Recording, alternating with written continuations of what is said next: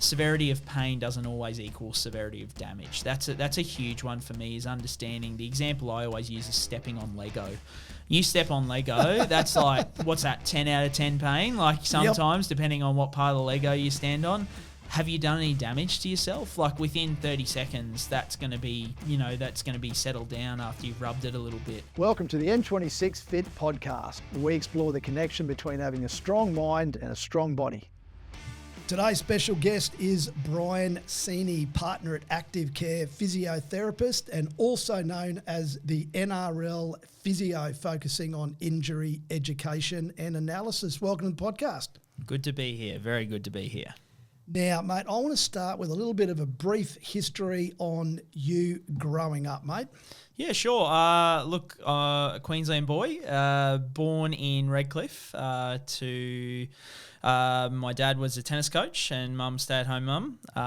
They both had country backgrounds, so they both grew up on farms, and we lived on acreage, about 10 acres at Mango Hill, if people know the area. So lived in Redcliffe for most of my childhood years, so that's hence follow the Dolphins in the NRL now. So all my childhood was Dolphins in the Redcliffe form. So it's good that they're now in the NRL and I can sort of kick back into following them again. Then for high school, in high school years, we actually moved up to Gympie. So we moved to a farm. So we had a family property for many of my childhood years that we kind of flitted between, you go up on weekends, that kind of thing, just north of Gympie out towards Kilkeven. Nice. And for high school, we moved out there permanently. I did my high schooling years in Gympie. And it was a really great way to grow up, sort of having, obviously lived in Redcliffe and saw what the Bayside, had to offer, but then there's something about growing up in the country that I think, really leads to, more often than not, a fantastic upbringing, which, I could safely say it was definitely that for my brother and I, that's for sure. Every kid's dream, isn't it? Growing up on the farm, riding motorbikes. Yeah, until the broken collarbones and, all those things start to come in. But, I did love it. It wasn't something that I obviously moved into in my adult life. But, as a kid, I'm somewhat of the dark sheep in the family because you've got mum and dad. They're both farmers. They still live on the farm. My brother, he's actually an agronomist, which is, it's a long word. And I had to find out what it was, but it's effectively the science behind crops and farming. So he's still in that industry as well. And then there's me, who's the, the lowly physiotherapist. So I didn't follow along the family footsteps. But it's, love the upbringing that we had, and it was, it helped make me the person I am today, that's for sure. What about sport growing up? Was that something that you were big on? Huge, yeah. So Dad being a tennis coach, so he grew up on a farm himself, and he got to 18. He wanted to stay on the farm, and his dad said to him, no, you're not staying on the farm. You have to go off and do something, make something of yourself. And if you want to come back to farming, you do that, but you go and do. So he went off. He was very good at tennis himself, so he went over and did college in the US and came back and was head coach at Redcliffe Tennis Centre for, to be over 20 years. So tennis was my childhood. That was, so I think... I'll throw out my claim to fame, which was beating Bernard Tomic when I was younger. So that was definitely a nice little one to put on the resume. But I was, I think, 4th in Australia when I was about 12 years old. So tennis was and not only was tennis everything, it was every day. Every day you'd finish school, you'd go home, and then you'd go down to the tennis centre. And that would be where we'd spend a lot of our time. I think then when I got to high school and... up until that point, I still liked your other sports like cricket, footy, all those kind of things. And I played all of those sports, but they were definitely secondary to tennis. Whereas once you got to high school, it opened up a lot more. I was playing cricket, footy, touch footy, anything I could get my hands on, soccer, basketball, you name it. Especially by then, you're up at Gympie where it's a country town, so you're happy to play any sport. And tennis kind of became less intense. I think when I was younger, it was pretty intense, the tennis at times. So it was good to kind of spread my wings and experience a lot more stuff. That's for sure. I have to ask, Bernard Tomic, how was his temperament back when you used to play him? Not good. Yeah, no, it was. Look, I'll put it this way: the way the way it's all gone for him, it isn't surprising for those people who knew him and his dad particularly when you were younger, that's for sure. Yeah, the apple's not falling too far from the tree. All right, mate, how did your journey into physiotherapy, how did that begin? Yeah, I get asked this quite a bit. I think being someone who loves sport when I was a kid, and even though tennis was kind of my main sport playing, like I was a fan of every sport. Loved watching cricket, got like golf, like anything. Once again, if I wasn't playing it, I'd be happy to watch sport. So I think being in sport was what drew me to physio in the first place, like that fascination with the human body, with sport. I saw physio as an option. I remember people sort of asked, like, when did you first discover that you want to, especially I have a lot of students and people ask me, when did you first figure it out? And it's just always been there. Like I remember Mum, I took my wife when she was my girlfriend back up to the farm to see my parents. And of course, Mum pulls out all the folders with the embarrassing like school photos and all that kind of stuff. And it was a year 7 project. It was supposed to be like I think it was called This Is Me. And it was supposed to be you got to write where you're going to be in 10 years, where you're going to be in 20 years. And in year 7, I had where I'd be in 10 years was the head physio of the Australian cricket team. And that was when I was in year 7. So like it's just always been what I've wanted to do. There was literally never a backup. There wasn't. Like it was just always my thing. I knew... I thought that's what I wanted to do anyway. Like I didn't know because I didn't know the ins and outs, and so made the big call to come down to Brisbane, St Lucia, at UQ to study physiotherapy. I still remember driving down, if anybody knows Coronation Drive, when it used to have the arrows and sometimes lanes were red and green. And I remember driving down the first time, and I was driving straight down a red arrow road and had traffic coming, the country boy coming down to UQ, which was interesting. But went to UQ, so did 4 great years at UQ, stayed on campus at UQ for 3 of those years because, it was just, it's a big step coming down and not really knowing too many people, so it was good to have that community there. And then, didn't really know what I wanted to do out of uni. I knew I wanted to work in musculoskeletal and sports physio, but didn't really know whether I wanted to go down the sports, route, which did I want to travel, what did I want to do.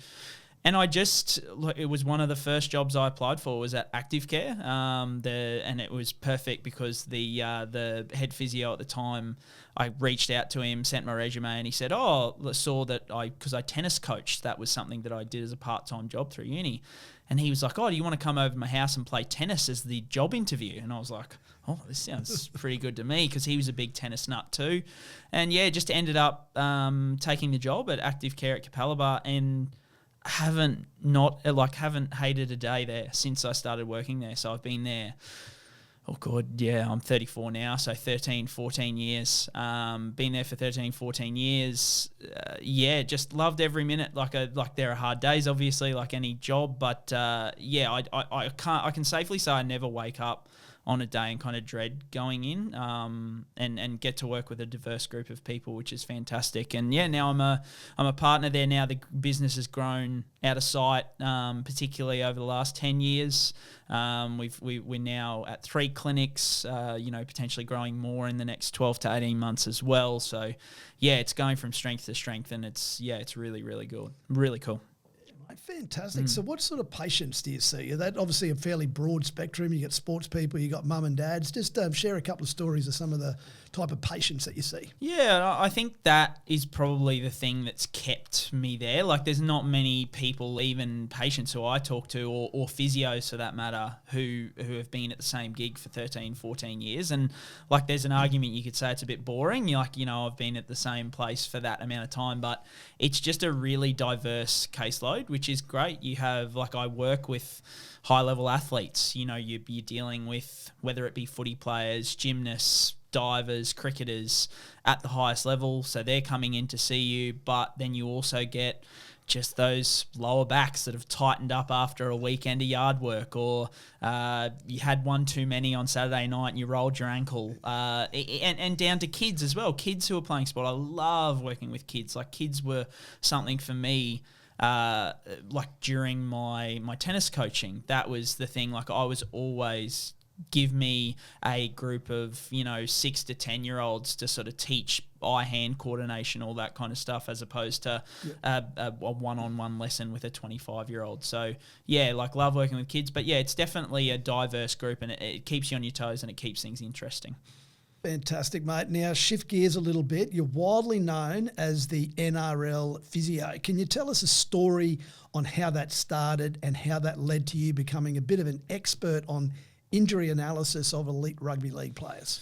Yeah, it was a funny one. The story goes that I wasn't big into American sports at any point, and I had a friend invite me to an NFL fantasy competition, and I knew nothing about this at this point. And he said, "Look, you love sport. You're a sports nut. You'll love it." He's like, "Come and join this group of people and get involved." And I said, "Yeah, okay, well, how do I get involved? Like, what do I do?" And he said, "Jump on social media." And at the time it was Twitter.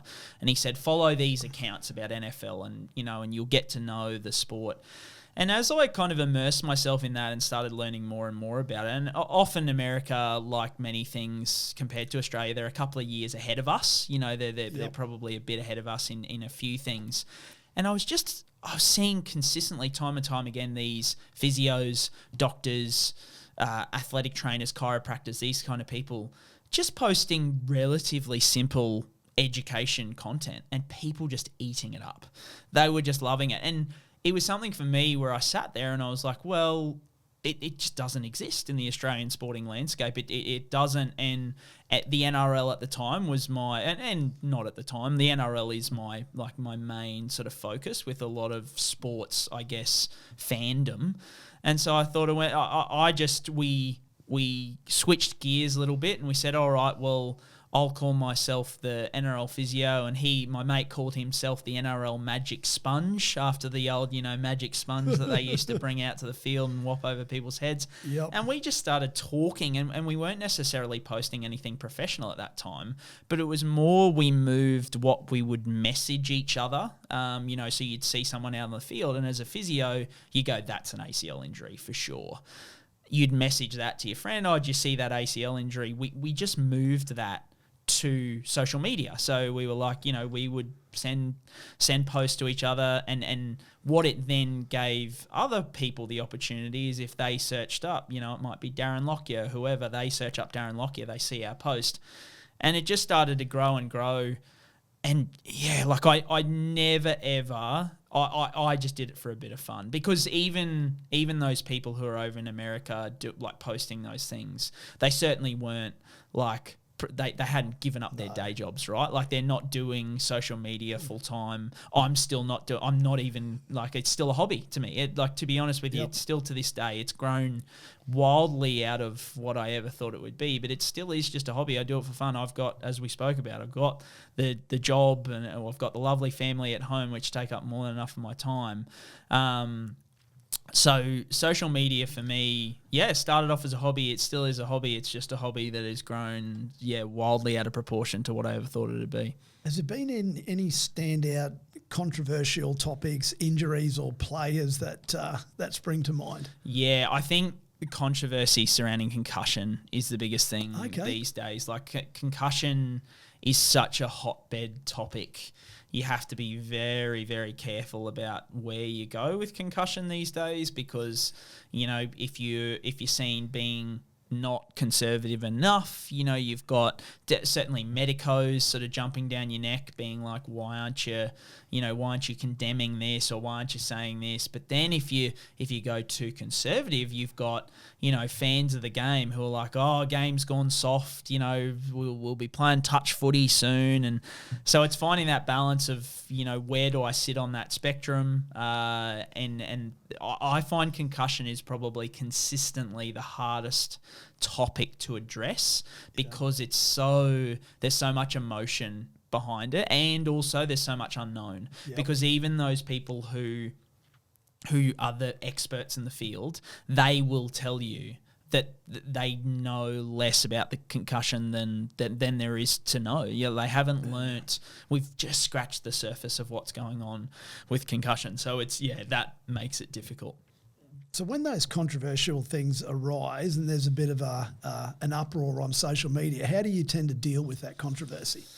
Yeah, like I tend to try and stay away from controversy as much as possible, even though it finds you at times. Yeah, it just finds you at times. The older I've gotten and the more I've gotten into it, the less I seek it out. Like even these days when it comes to high tackles and those kind of things, I try and stay away from commenting on them purely because it can be a bit draining kind of dealing with it in your free time. Like you're just sitting on your couch trying to enjoy the footy and your phone's just going mental. So when it does happen and when there is controversy, the biggest thing I've gotten really, really good at is just putting the phone down and just leaving it there.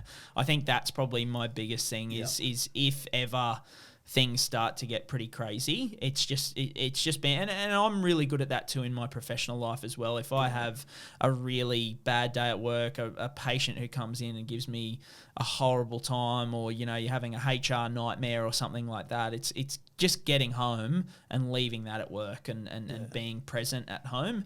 And I'm just such a believer in that for social media, is just being able to be like, it's not real life. Like it's not, at the end of the day, these people who are bringing controversy to you, if they did it to you in person, you probably just walk away. Like if people were going off at you or doing whatever, you just like, I don't want to deal with this. Yeah. And so that's the beautiful thing about it, is you can just turn the phone off. And it's hard initially. I definitely struggled with it early on when it was growing, because I was like, oh my God, this is growing so much. What the hell is happening? And then I've got these people going off at me about something that I think is relatively normal. So I think it's just the ability to turn that phone off and leave it there and leave your thoughts there as well. It's a great life lesson, isn't it? Being able to put that behind you and, like you said, close it off, compartmentalize. Now, what motivates you to keep reviewing and analysing and posting your thoughts?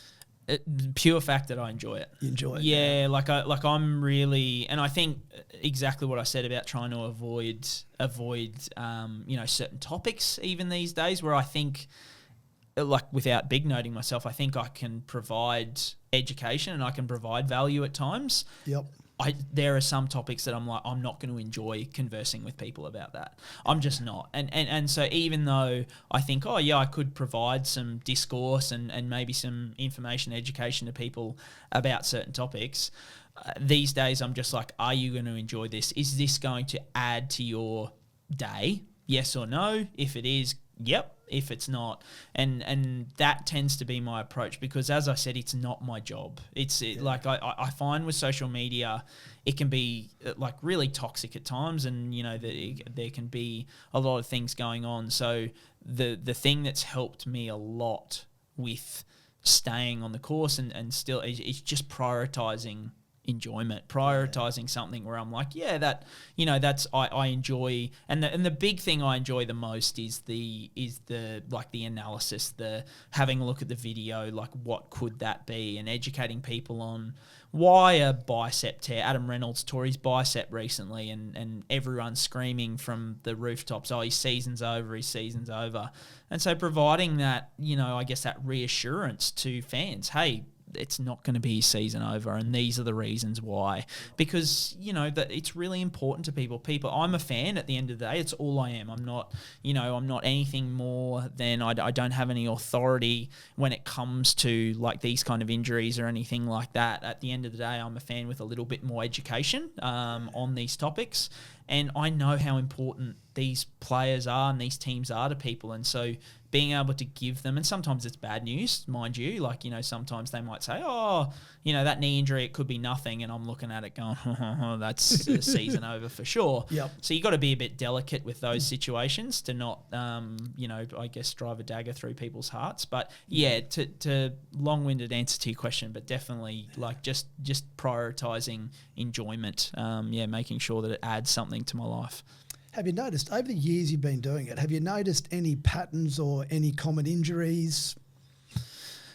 I would say like concussion and hamstring injuries are probably the two that occur the most. Okay. I think hamstring being a field-based sort of sprinting sport, you're always going to get a lot of hamstring injuries.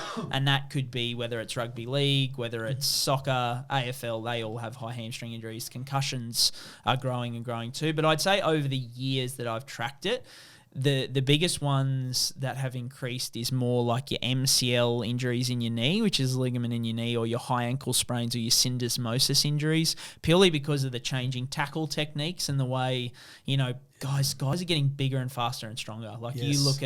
you look at an outside back now, like you or I could have been a winger back in the day. There's no way we could be a winger now. No. Not a chance. You've got to be, 6'7", you've got to weigh 110 kilos to be a winger. Yep. Whereas back in the day, they're 85 kegs and away you go, little zippy guys. So I think that is probably the thing, it's underestimated, I think, by a lot of fans and people, as how big, strong and fast these guys are now compared to previous years, when people talk about, I'd never heard of a pec injury before, I'd never heard of ACL injuries happening so often. And I'm like, yeah, it's literally because these guys, the performance level is just, they are pushing their bodies to the limit to score that try, to make that tackle.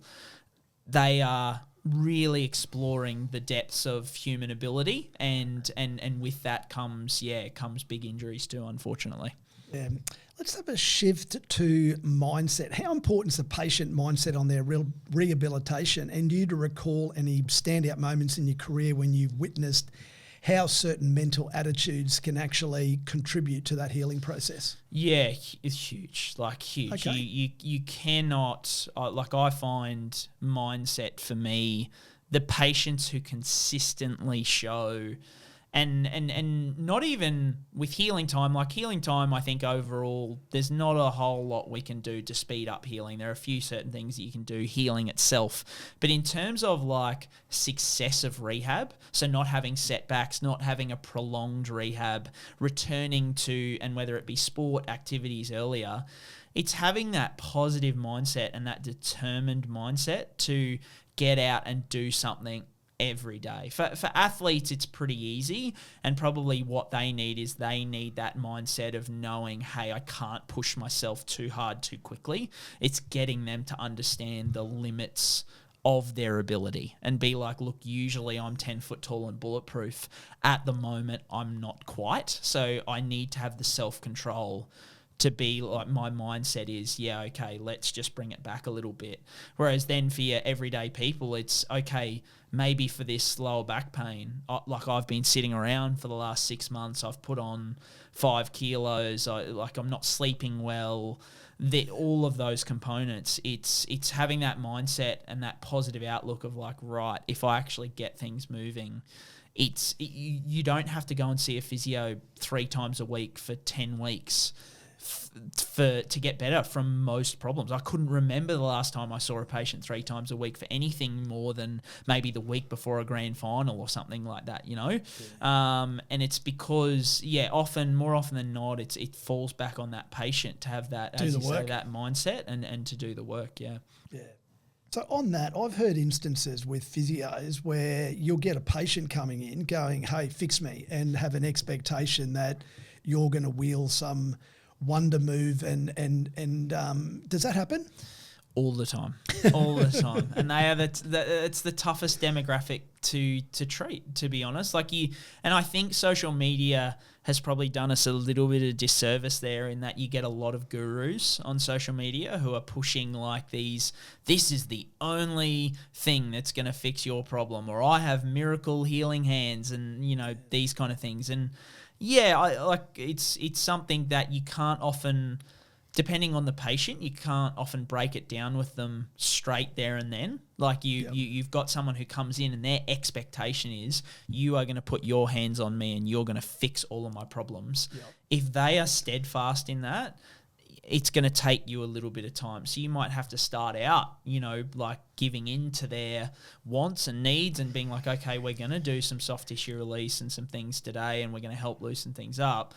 Once you start doing a good job, then you're like, well, look, that guy who's put his hands on you and done all this magic stuff, and you think there's, that's what you need. I also think you might need this as well. And how about we start with a walk for 20 minutes every day?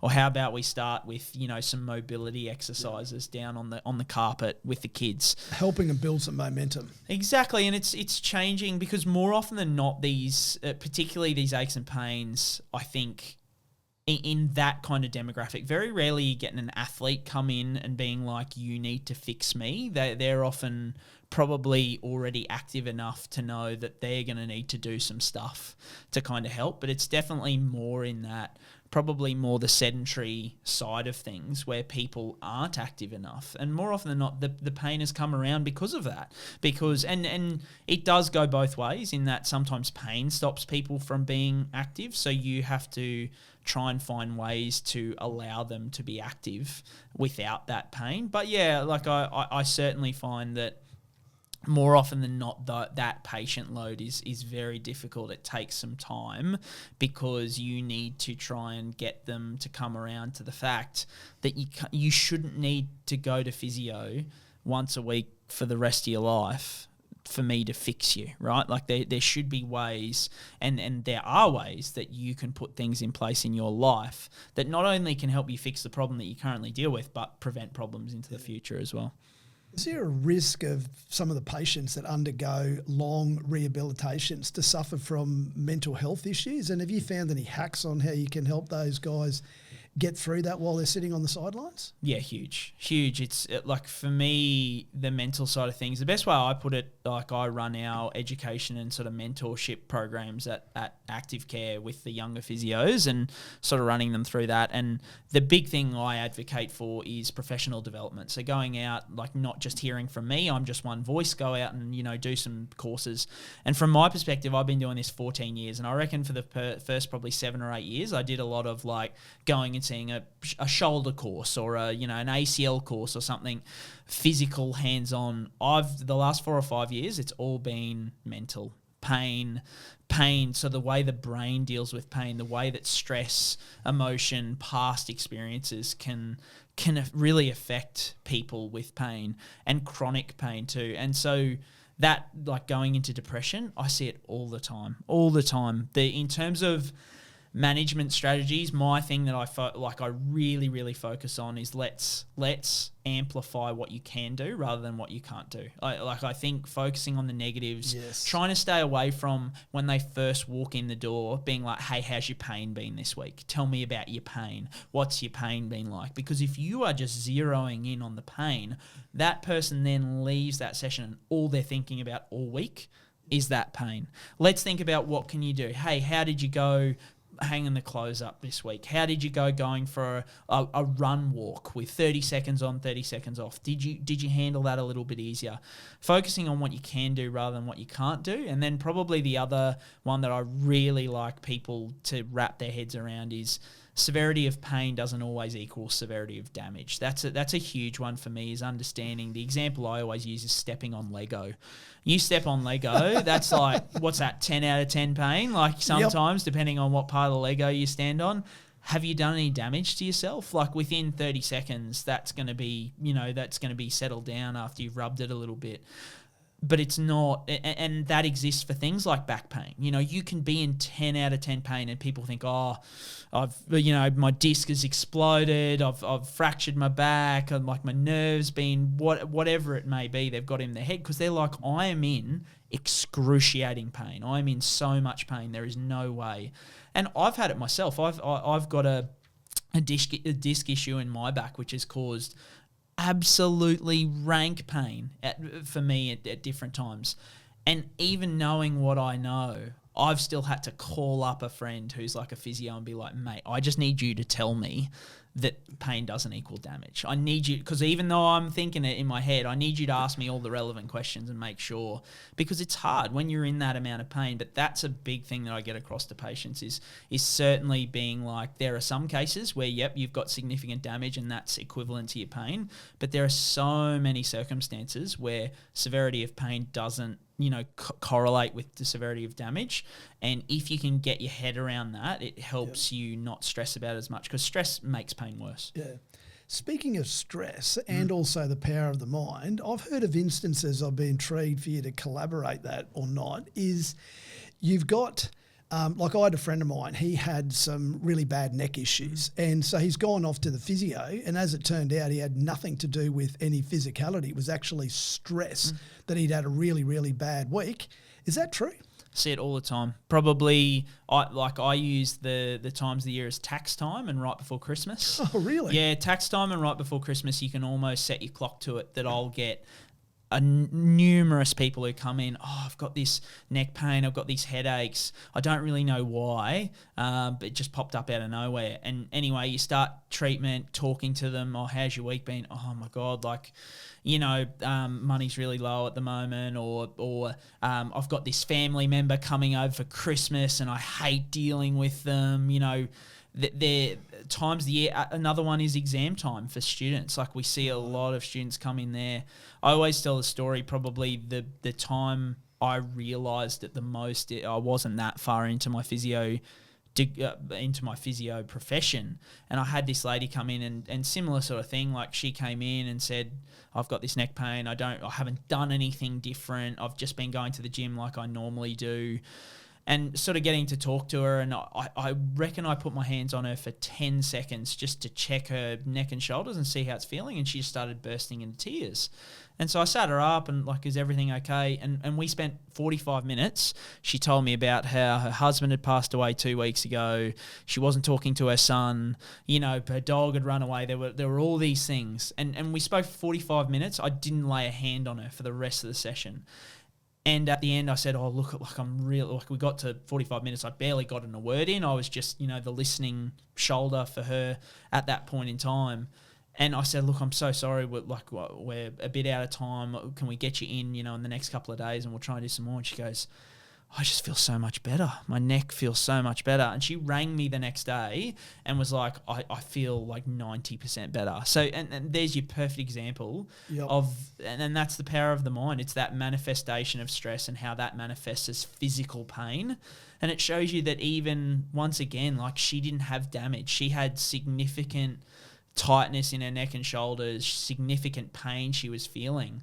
But it wasn't that she'd torn a muscle or, bulged a disc or something like that. It was literally she'd just been through a horrific time and she had no one to talk to at that point in time. And I'm not a psychologist. I wasn't, giving her these crazy, strategies on how to deal with that. I was just listening. That's all I was doing. And I feel like often as a physio and a healthcare practitioner in general, that's probably something that I think is a skill that could be improved in a lot of people is just the ability to listen to the person in front of you.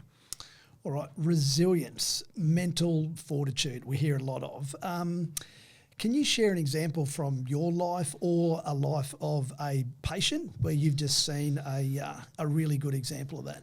Yeah, I think for me, resilience is, despite what's happening around you, just sort of still approaching your life and your tasks with your values and your commitment. I think there are so many things in life that are outside of your control. So you look at what you can control and focus on that. And whenever I think about resilience, and I'm sure many people do too, you go back to your parents, right? Like, your parents taught you, and I've got 2 young daughters at the moment, 3 and 5, and my wife and I, we talk about this all the time. It's like, how are we going to impart on our daughters resilience? How do you teach a kid that? It's such a tough one. But even, thinking about it now, we went through years when I was a teenager and when we were living at the farm, and it was a beef cattle farm, so you're very reliant, as most farms are, on rain, right? Weather.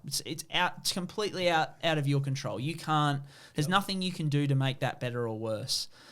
We had years where you wouldn't have got above 10 mils of rain in a week, that was the really bad drought time in Queensland, and it was horrible. Really, and I'm sure, and not that they've ever let me know, but that would have been really tough on my parents as farmers, and the resilience that they had to not have that, that didn't affect us in the slightest. As 2 boys, my brother's 5 years younger than me, like we were going through our formative years, you know, those years where your development is so important. Having that strong family there like makes such a difference in those times. And we never wanted for anything. We never were let down. We were never involved in, I'm sure, the stress that was imparting on our parents. There were times where it would cost farmers more to truck the cattle into the sales than they were actually getting back for those cattle once they've sold. So, like, going through times like that, I see that, and then still, you know, like that.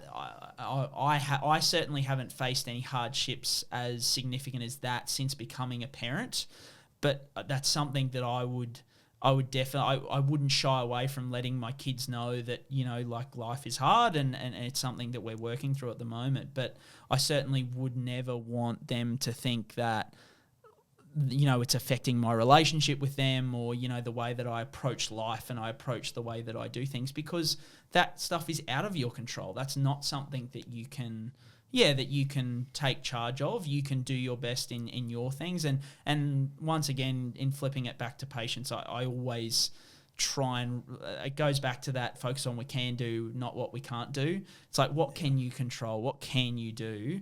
I think that, yeah, that is a big part of resilience. It's just being like, look, there might be an absolute shitstorm raining down around me, but I am going to be resilient enough to just focus on my task at hand, what I can do, and do it, you know, to the best of my ability. Now, on nutrition, now we all know that's a big part of living a healthy life.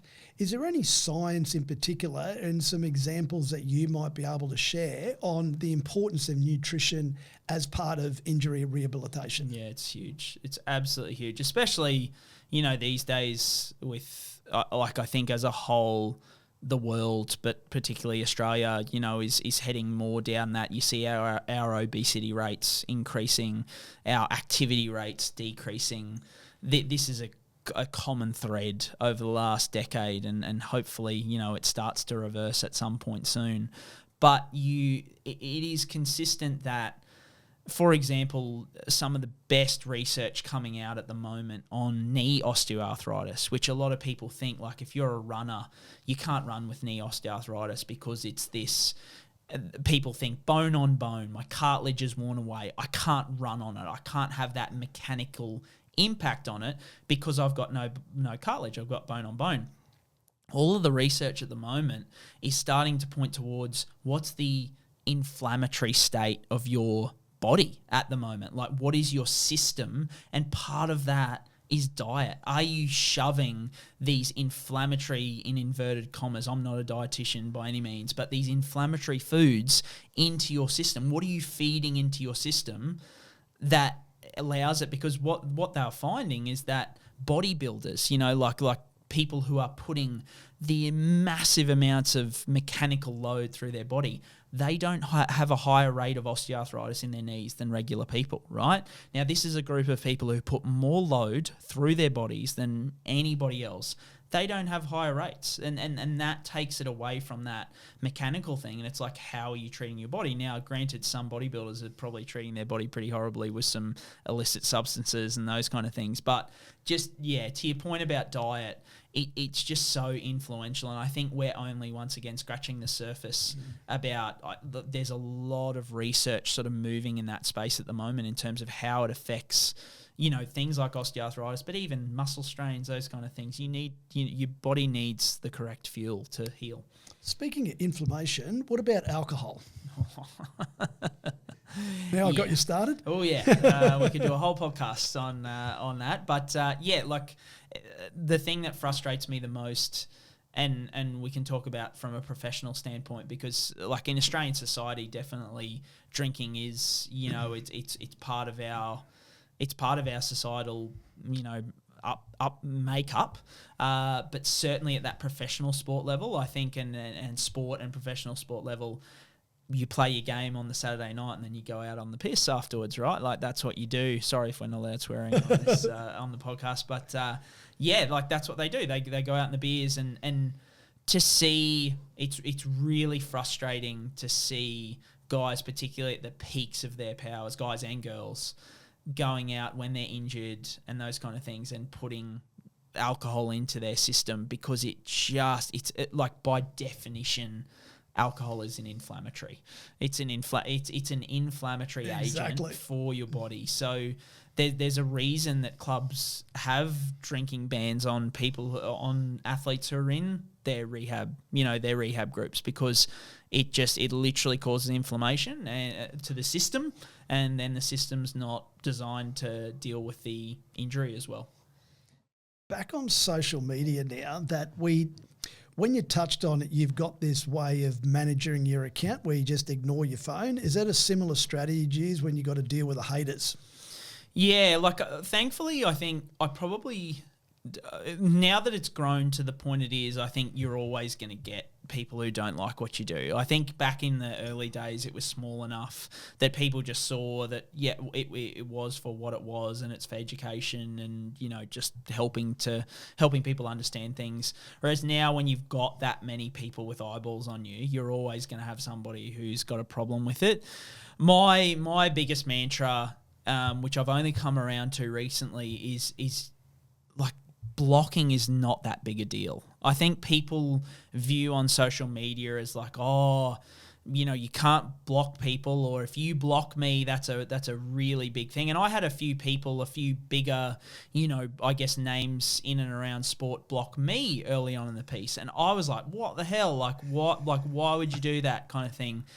Whereas, I think the way that I put it is, I think about in real life. If I was down at the pub or I was anywhere and there was somebody who they obviously didn't like me, they don't like what I'm saying, which is fair enough. Not everyone's going to like you, right? Nobody on this earth is liked universally by everyone. They don't like what I'm doing. They let me know that they don't like what I'm doing.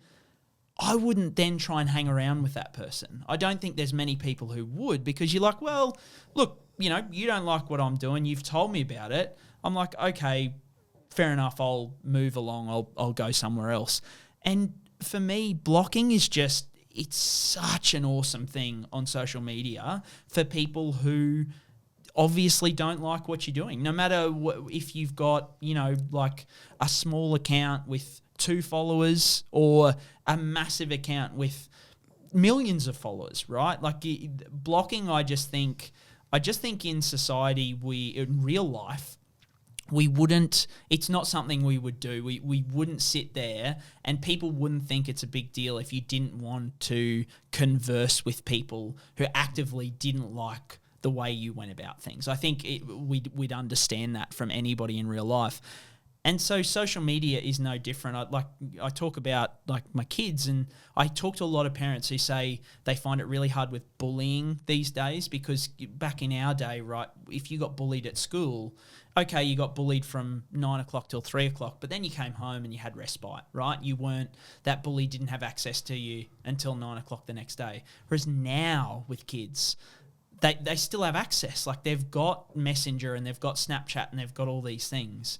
And so I just think it's not that big a deal to get on the block train. Just like, in more often than not, it's nothing personal. Like I don't look at that person and say, I hate that person, or they've really affected me or something. Like, I think people think that you've got a soft skin if you're blocked, and I'm not sitting here trying to say I'm the toughest person online or whatever, and the haters don't bother me and all that kind of thing. I'm literally just saying I have a low tolerance for blocking people. I'm just like, oh, look, you obviously don't like what I do.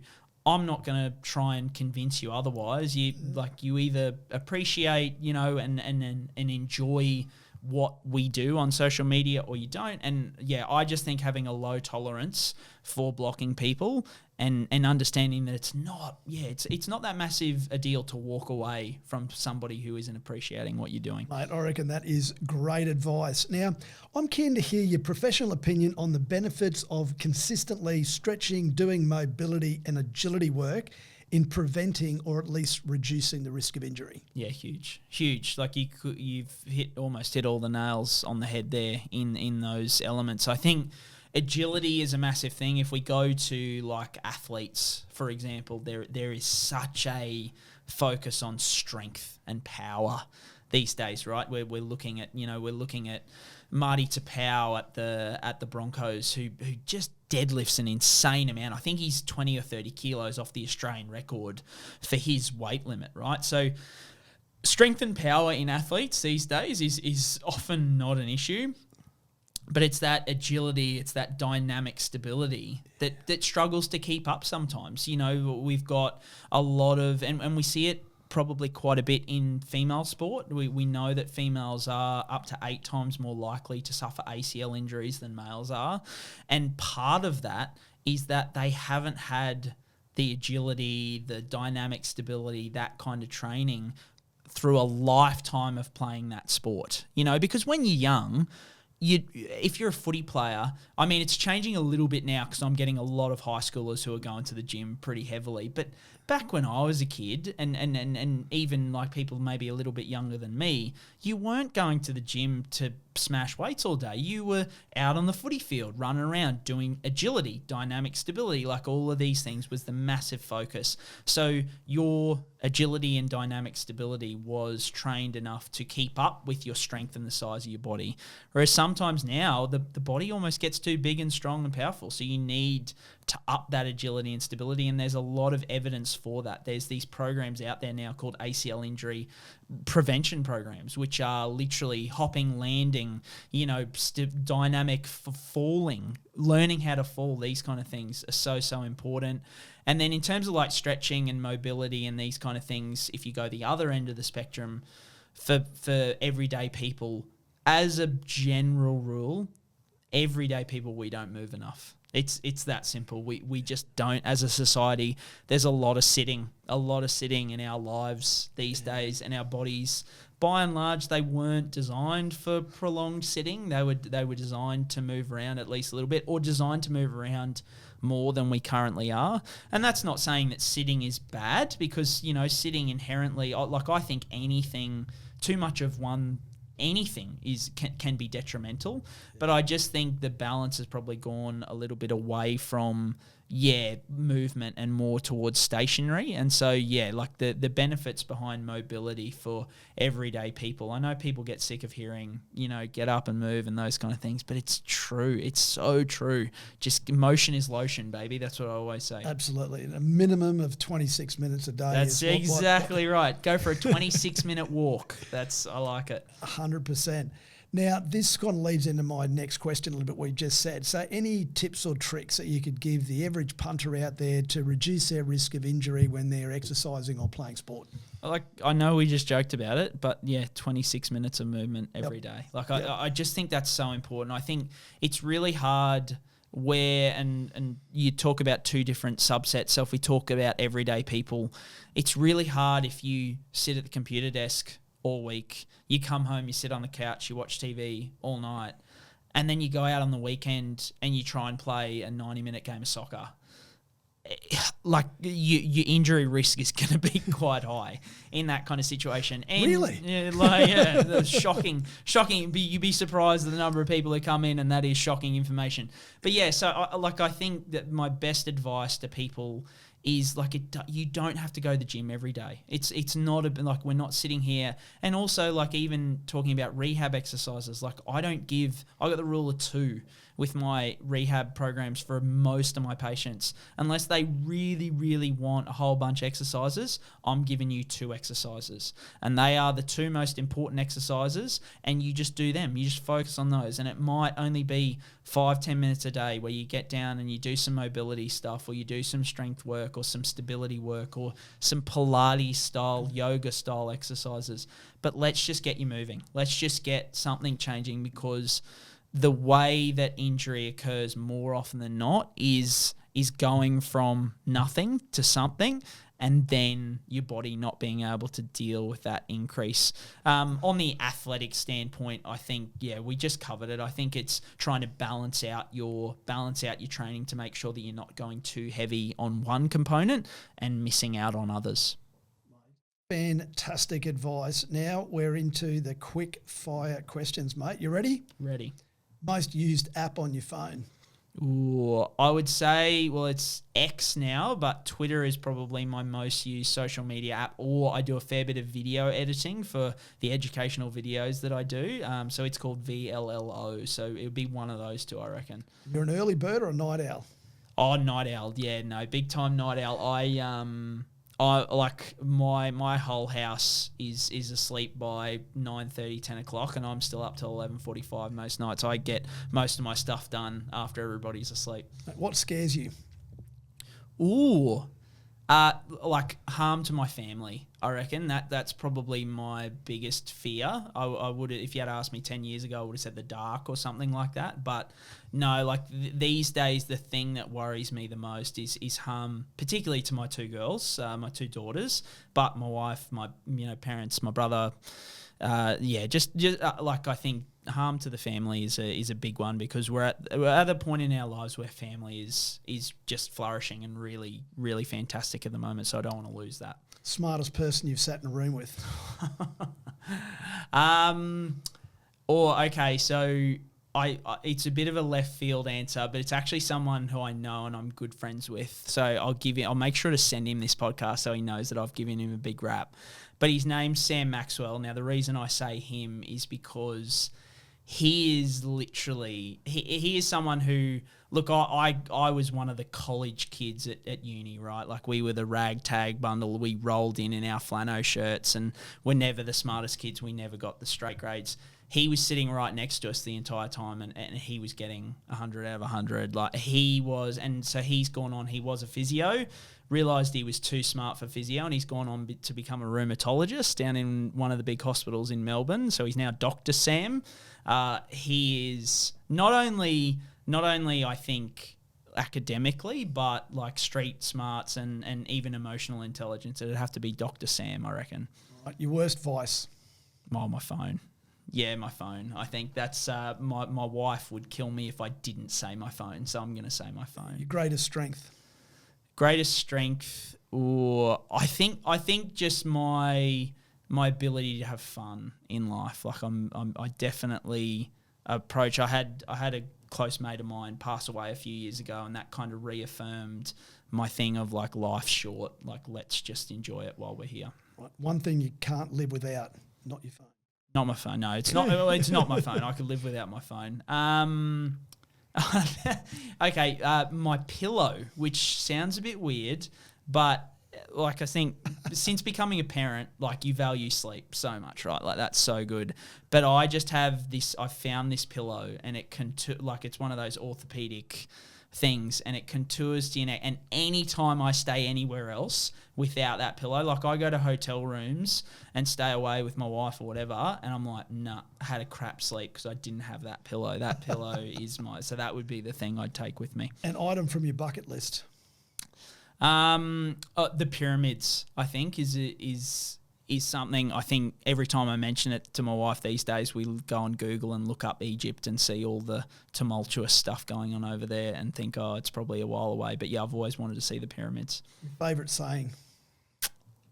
Don't worry, be happy. Right. Dumbest thing you've ever done? I mean, yeah, I think back when I was in my 20s, early 20s, late teens, and, a few nights out, you probably did some stupid things. I think the one thing that I regret, and I probably didn't realise how big a deal it was at the time, is we'd been out on a night and I got stuck on the other side of Roma Street train station from Macca's in Milton, and I thought it was a really good idea. I was on my own, and I just jumped the fence and ran across all those train tracks. You idiot! And at the time, it just seemed like, that was the smart thing to do. And looking back on it, I go, oh my God, that has to be the dumbest thing you've ever done. So that's definitely it. A life impacting book? Or I'm probably not the best person to answer, because books for me are like that guilty pleasure. Like, I listen to a lot of podcasts. Like, I'm big on podcasts. Okay, favourite podcast? Yeah, favourite podcast. I would say I listened to one recently, The Imperfects with Billy Slater, the Origin coach, and yeah, that was pretty amazing. Like, to see how he approaches dealing with people. And I think, like, person management and relationships. It's not always about being the best. Like, it's not about being the most talented. It's about caring for the people around you, and and just committing to your hard work. That was definitely really good. Most practical advice you've ever received? I think it comes back to what I was saying before about don't stress about what you can't control, or try not to stress about what you can't control. There are things we spend way too much time worrying about, A, what we can't control, and B, what other people think of us. Like, I really pride myself on not, like, I've got really fair skin and I wear long sleeve rash shirts, Legionnaires hats out in the sun. I don't care what other people think I look like. That's what I want to do for myself. So I think that's really important. Favourite food? These days, I reckon it's a palmy and chips down at the pub. What motivates you? Two things, like my family, I think, number one. Family definitely motivates me. I want to do well for my family and support them and make sure they have a happy life. And also, once again, it's a theme, but just to enjoy myself. I think be happy. A song that you just must sing along to? I'm a big... There's only two types of music, country and Western. So I would say, particularly with my daughters, what our most played song last year on Spotify was Wagon Wheel by Darius Rucker, and that gets the whole car going, except my wife, but it gets me and the girls going, so definitely that one. I love your authenticity. Final question. Finish this sentence. I believe.